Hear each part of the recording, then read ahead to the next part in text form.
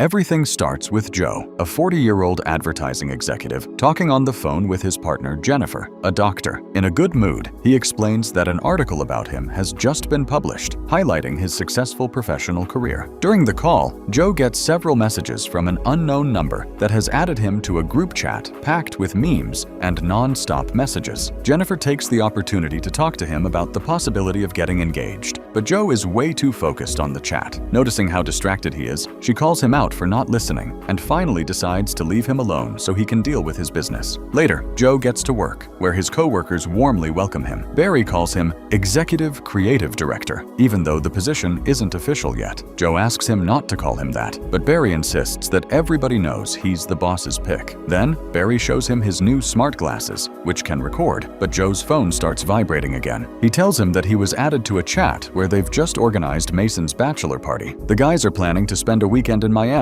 even though the house they can afford is pretty damn awful. Joe decides to help them out and offers them $200, plus he'll pay for the first round of drinks. The guys insist that he come with them to Miami, but a coworker interrupts to let him know the boss wants to see his pitch. Joe leaves the chat and goes in to present his advertising campaign. However, the reaction is negative, and the boss asks everybody to leave so he can talk to Joe privately. Alone, his boss explains that his latest campaigns have bombed with Gen Z and that the board is losing faith in him. He warns him that if he doesn't land unlimited as a client, the agency will put someone younger in as creative director. According to him, the company can't look outdated if it wants to survive. Determined to prove he's still got what it takes, Joe asks for 72 hours to land the unlimited campaign. His boss agrees, but sets one final condition. If he gets the account, he'll get the promotion. If he fails, he'll lose the position and his job too. Later, Joe confesses to Barry that he can't afford to lose his job. Barry reminds him that he's always wanted to start his own business and that maybe this is his chance to do it. He even offers to work with him, but Joe replies that he always talks a lot of crap, and that doesn't mean he's actually gonna follow through. He's spent 10 years climbing the ladder at the company, and Jennifer just moved in with him, so he can't risk throwing everything away. Meanwhile, the guys keep inviting him to the party. At first, Joe doesn't want to spend the weekend surrounded by 20-year-olds, but then he gets an idea. Use the trip to get a close look at young people's culture and use his experiences to create a pitch that convinces the executives. Joe texts them and agrees to go on one condition. Then he sends them a picture of a luxurious house in Miami and tells them he'll cover the rent. The young guys get pumped and agree right away. At home, Joe packs his suitcase and even throws in some hair dye to hide his gray hair. Jennifer asks what's going on, and he explains that he didn't get the promotion. Everybody hated his commercial, and his boss, Terry, thinks he's getting old. Although he doesn't agree, he admits that the situation has forced him to rethink his priorities. Joe gets down on one knee in front of Jennifer and talks to her about the need to change and make some important decisions for both of them. Jennifer gets excited because she thinks he's finally gonna propose, but Joe simply tells her that he's going to Miami. Disappointed, Jennifer gets pissed when she realizes she totally misread his words. Joe tries to explain that he can improve his pitch for unlimited by using the trip to study young people. Feeling deceived, Jennifer tells him she feels like an idiot. Joe then realizes he's totally ruined the moment and that she was expecting a proposal. Joe justifies himself by saying he could lose his job, and that puts their future plans at risk. That's why he insists marriage is the last thing he can think about right now. His words piss Jennifer off even more. He tries to calm her down by telling her they're still young and have plenty of time to decide. But Jennifer firmly tells him that he's already a grown-ass man and she's not gonna keep waiting for him to grow up. Once in Miami, Joe leaves Jennifer a voicemail to let her know he's arrived and tell her he feels awkward about how things ended. He asks her to call him when she can because he doesn't want to leave their argument unresolved. Joe arrives at the luxurious house he rented for the weekend, where he meets the guys.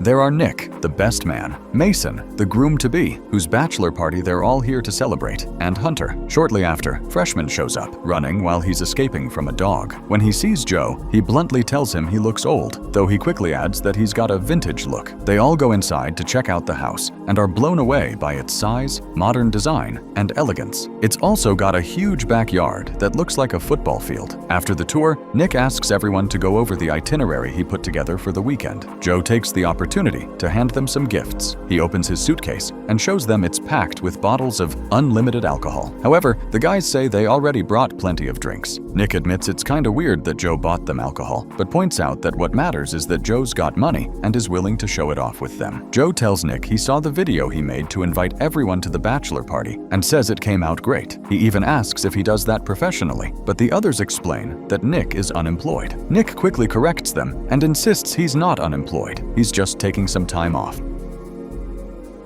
Hunter takes the opportunity to talk about his recent breakup with Elizabeth. Joe tries to cheer him up and give him some advice, although he uses weird, old-fashioned expressions that aren't cool with young people anymore. Later, Nick talks to Joe privately and admits it's kinda weird that he actually came to Miami with them. He also admits he thought Joe was around 50 years old. Joe corrects him and explains that he's only 40, but Nick replies that either way, that's still way too many years. Even so, he says he doesn't mind having Joe around and jokes that it's like partying with his own dad. Nick explains that Mason is about to make the stupid mistake of getting married, and that, to him, marriage is pretty much like going to prison. On top of that, he thinks Mason's future wife is terrifying and will never let him out. That's why they want to use the weekend to spend time together and throw one unforgettable bachelor party before the wedding. Joe assures him that he didn't come all the way to Miami to ruin their fun, but to have a good time, get to know them, and help them out. He doesn't want to act like some boring grown-up, but actually be part of the celebration. Later, Joe opens his suitcase and discovers that all his clothes have been stained by the hair dye he packed inside. While trying to fix the mess, he finds a closet with a sign that says, "Do not open." Ignoring the warning, he decides to open it, not knowing there's a security camera inside. Joe has no idea the mansion belongs to a cartel, whose members use the cameras to keep an eye on the guests. The security guard notices that Joe opened the closet and reports it to one of the organization's members, who orders him to keep watching them. Meanwhile, Joe, dressed in clothes that look like they came straight out of a supervillain's wardrobe, goes with the guys to buy alcohol. At the store, he first grabs 2 bottles of antacid and then starts recording and analyzing the young people's behavior. Nick notices that Joe isn't buying any alcohol and jokes by asking if he'd rather have some happy powder. Joe says no, because whenever he uses that stuff, he turns into a completely different person and would rather stay away from it. Hunter keeps talking about all the times his ex-girlfriend cheated on him. Although he tries to act like he's doing fine, it's obvious he still hasn't gotten over the breakup. When they get to the register, Joe won't let the guys pay and covers the whole bill himself. Then, he downs both bottles of antacid at once, leaving the guys shocked as they warn him that they don't think it's healthy.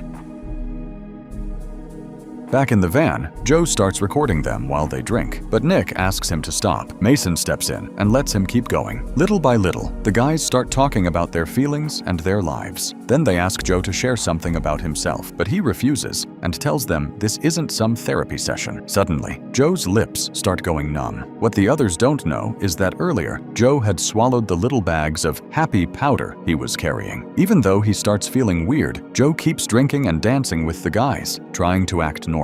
However, shortly afterward, he loses control and ends up vomiting right in Nick's face and all over the others too. The whole situation gets completely disgusting, leaving everybody covered in puke and totally grossed out. Faced with such a disaster, Joe takes the guys to a laundromat so they can wash their clothes. While they take care of cleaning everything, Joe leaves the place to get some cash from an ATM. At that moment, a man approaches him and, to Joe's surprise, asks how much he wants for the skinny kid. Joe is completely confused because he has no idea what the man is talking about. The man apparently thinks Joe is trafficking the young guys. He even assures Joe that he's willing to pay whatever Joe asks for one of them. However, right at that moment, the cops show up and the man takes off immediately. To make matters worse, the officers seem to assume the exact same thing as the guy, that Joe is involved in a human trafficking ring. The guys come out of the laundromat and Freshman tries to explain their relationship with Joe. He tells the officers that Joe is like a friend to them, just way older, pretty much like some kind of father figure. They also also explain that they met him through text messages and that he was the one who bought them a huge amount of alcohol. However, their explanations only make the cops more suspicious, and they start thinking Joe could be a human trafficker. The officers are about to arrest everybody, so the guys start planning a way to escape. Nick even suggests leaving Joe behind, but Mason refuses to do it. Finally, the guys signal to Joe, telling him he needs to run with them. Everybody takes off running, and Joe tries to keep up, but he quickly falls behind because he's nowhere near as fast as they are. The cops manage to catch up with him and are about to grab him, but Joe reacts fast. He jumps over a fence and manages to get away. In the middle of the escape, he even manages to snatch the badge off the officer who was about to arrest him, taking an unexpected piece of evidence from the chase with him. Back at the house, Joe sends Barry the videos he recorded of the guys. Afterward, he tries calling Jennifer, but she doesn't answer, and the call goes straight to voicemail. Shortly after, Joe has a phone conversation with Barry, who tells him the videos are great, although he'll need a whole lot more footage to actually use them. Joe explains that he can't keep recording them like that anymore because the guys might start getting suspicious, and the whole thing would end up looking way too weird. Barry reminds him that's exactly what the smart glasses are for, and then reveals that he was the one who put them in Joe's work bag, along with the necklace, because he knew Joe would need them sooner or later. Joe immediately searches through his suitcase and, to his surprise, finds the glasses. Realizing that Barry had thought everything through ahead of time, Joe thanks him for sending them over. Meanwhile, the guys talk about Joe and say it makes them sad seeing him so old. They even say they don't want to get that old themselves. They also talk about how, if they tell Joe to leave, they'll have to get a hotel or find somewhere else to crash. Just then, Joe arrives, still taking digestive medicine to ease his upset stomach. He then apologizes to them for what happened the night before, and to make it up to them, offers to rent a yacht for everybody. At the dock, after the yacht reservation falls through, they discover that the boat Joe promised is still unavailable. Right in front of them, though, there's another yacht packed with girls, so Joe decides to improvise. He gives the security guard a fake name and asks him to look for it on the guest list. The guard checks the records and tells him it's not there. Joe then shows him his police badge and, in a serious tone, orders him to keep quiet, assuring him that he's getting on the yacht with the guys.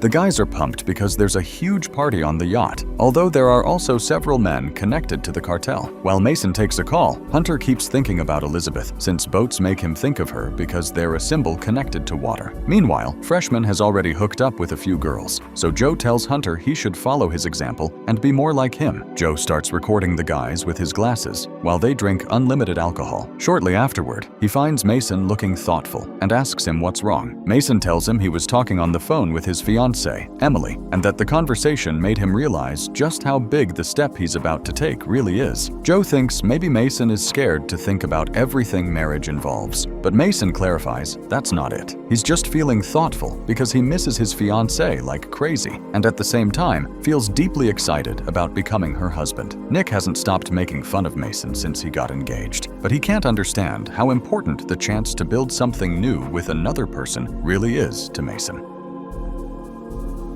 His words make Joe think, and he starts regretting not taking that big step with Jennifer. After the conversation, he decides to call her, but Jennifer doesn't answer. Joe then looks for some food on the yacht, and when he walks into the kitchen, he runs into the cartel guys. One of them, named Jays, asks Joe straight up if he's a cop. Joe says no, but the men decide to test him and force him to prove that he really isn't one. To do that, he has to take some happy powder. Joe agrees and takes it, but the man demands that he do it again. Joe does it once more, and after that, they finally let him go. The happy powder doesn't take long to hit Joe. Under its effects, he tells the guys that from now on, his name is Ricardo Montana. Shortly afterward, Joe starts fighting with one of the men who challenged him, but ends up making a fool of himself. He then manages to lock the man inside a room, although the guy fires a bullet from inside. The guys, who've been watching everything, start getting worried and decide it's time to leave the yacht.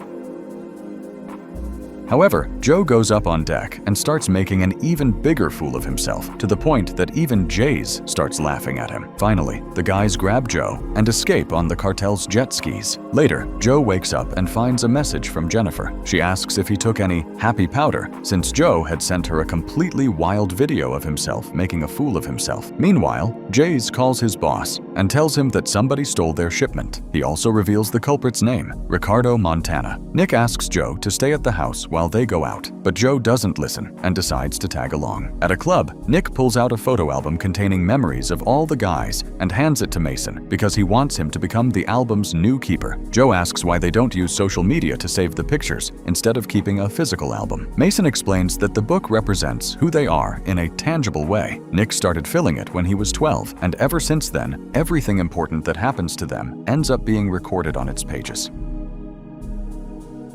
Shortly afterward, Joe gets a call from Barry, who praises the videos of the guys at the yacht party, especially the ones where they're serving unlimited drinks. Joe explains that, for that generation, real and authentic connections matter way more than everything posted online. According to him, they like what's real, the stuff the rest of the world will never get to see. Barry assures Joe that he'll finally get the promotion, but a problem immediately comes up. There aren't any women in the videos. Terry will want to know the female perspective, since women make up 50% of the clientele, so Barry asks him to find some Gen Z women. Two waiters recognize Joe and immediately call him Ricardo Montana. They tell him the whole city is talking about the stunt he pulled. Meanwhile, Jays receives a photo of Ricardo and discovers that somebody has managed to track him down. Now that the cartel guys know where he is, they're coming after him. Joe then starts giving Hunter advice on how to pick up girls. Shortly afterward, he and the guys approach a group of girls, not knowing that the cartel guys have also entered the club looking for Joe.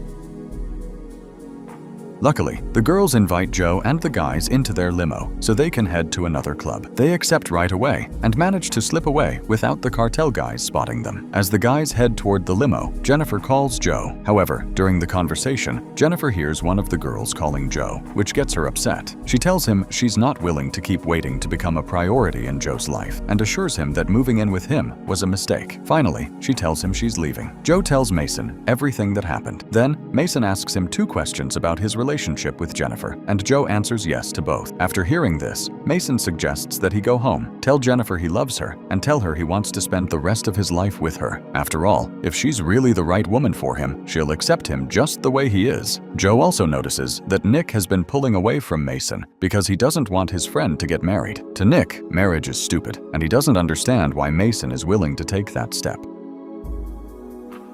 That's why Joe recommends that he talk to him and try to work out their differences. Meanwhile, the girls start getting the guys drunk, and within minutes, they all end up passed out. Then they discover it was all a setup. The girls robbed them and left them stranded on the beach. They even took the precious photo album. When the guys regain consciousness, they get up and start looking for some way out. But no matter how far they walk, they only find more and more beach. There doesn't seem to be any way out. However, shortly afterward, they spot a boat. When they get closer, they find two men on board, and Joe asks them to take them back to Miami. The men agree, and the guys climb aboard. While they stay down below the deck, Hunter starts suspecting that this isn't some ordinary fishing boat. Curiosity eventually leads them to open some crates inside, and they discover they contain whale genitalia. Hunter explains that those body parts are extremely valuable because there's a black market dedicated to trading them. According to him, some people believe they have healing properties and are even used as aphrodisiacs.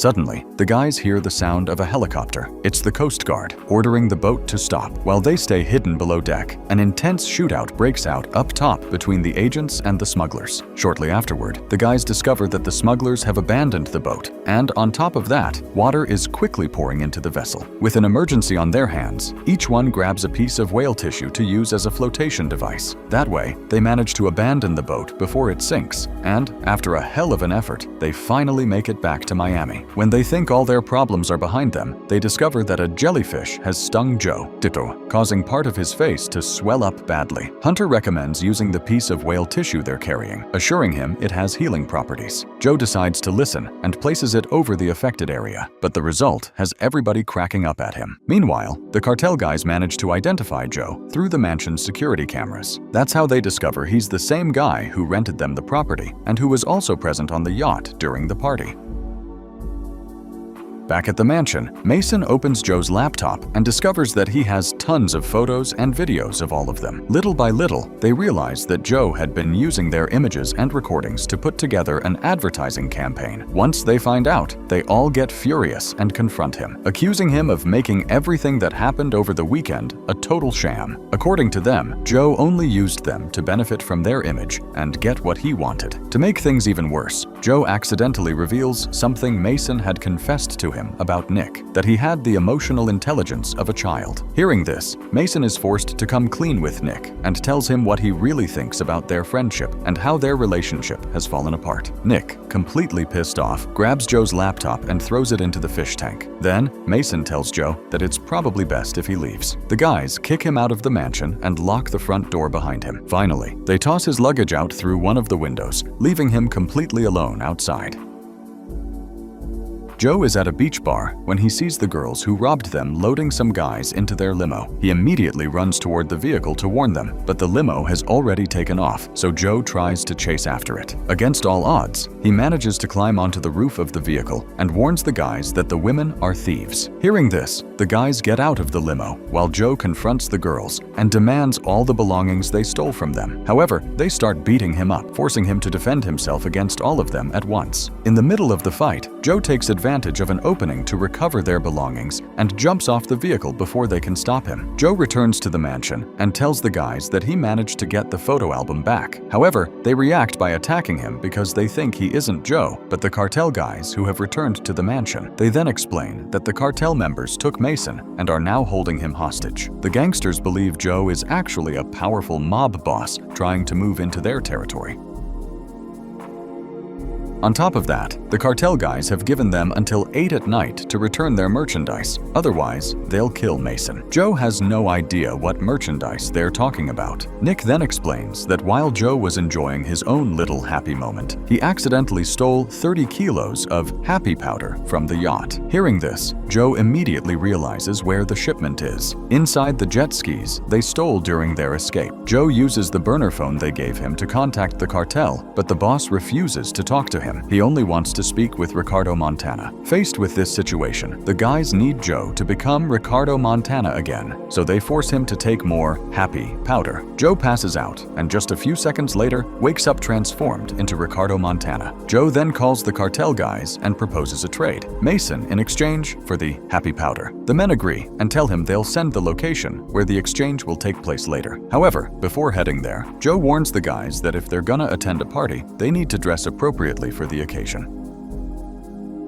Joe and the guys get ready and finally arrive at the spot where the exchange is gonna go down. The cartel guys show up with Mason held hostage. The boss looks Joe over carefully and asks why he's wearing his dead father's clothes. He also wants to know who the hell Ricardo Montana is. Joe simply starts clapping, and the guys do the same, like the question is part of some kind of show. However, this time, the cartel boss asks the same question again, while pointing a gun straight at Joe. Then he fires into the air to make it clear he ain't playing around. Faced with the threat, Joe finally decides to tell the truth. He admits that in reality, he's nobody important. He simply invited himself to the guy's bachelor party because he's scared of getting old. Ricardo Montana doesn't exist. He's a fictional character who shows up whenever Joe takes happy powder. His real name is Joe, and he's really just a 40-year-old creative executive. He also admits that he stole the jet skis, but had no idea what they were actually carrying. After hearing the whole story, the cartel boss completely changes his attitude. Instead of getting pissed, he hugs Joe and starts crying because he's wearing his father's clothes, and on top of that, smells exactly like him. The boss also advises him to stop acting like that and says it's time for him to settle down. He says he already did and that Joe should do the same. Then, he orders him to take off his jacket. At that moment, the guys realize something even more embarrassing. Joe has pissed his pants from being scared when the boss fired his gun into the air. Later, Joe is about to leave and apologizes to the guys for ruining their weekend. However, Nick assures him that despite everything, it was an unforgettable experience and reveals that he'll also be part of the photo album. Once they're on the plane, the guys send Joe a video. Nick tells him he managed to save his computer's hard drive, and shortly afterward, they send him a recording they made themselves to promote Unlimited and its alcohol. Meanwhile, at work, everyone is waiting for Joe to start the presentation, but he's still running late. Before heading to the office, Joe gets home and discovers that Jennifer is packing all her things, determined to leave. Joe tells her that during that weekend, they asked him the two most important questions of his life, and thanks to them, he realized something he hadn't wanted to accept until then. Jennifer is his whole life. As for the pitch he was supposed to present at work, Joe explains that he isn't even gonna present it after all, because during the weekend, he was thinking about something way more important. He's decided to start his own company and become his own boss, which will also give him more time to be with Jennifer. Joe confesses that he loves her and apologizes for everything that happened. Jennifer, realizing that his feelings are genuine and that he's truly willing to change, decides to forgive him. 3 months later, Mason and Emily's wedding takes place. Joe attends with Jennifer, whom he has already proposed to. Joe now has his own company and has become Nick's boss, while Nick has finally left his unemployed days behind. Meanwhile, Hunter has overcome the depression he was dealing with, while Freshman starts feeling like he's ready to get married. Finally, Joe announces that the next bachelor party will be his. After everything they went through together, it looks like another adventure is still waiting for them. And that's how the movie comes to an end. This video is powered by the elite members of Full Movie Recaps, the ones who keep this channel running and get access to everything before the rest of the world. As an elite, you don't wait. You don't deal with ads. You watch recaps of movies still in theaters, sometimes even before they release in your country. You get to request the recap you want, unlock a private library of exclusive videos, and most importantly, see your name in the credits as one of the real supporters who make this possible. Most viewers are always behind, but elite members are ahead of everyone. Hit join now and step into the elite.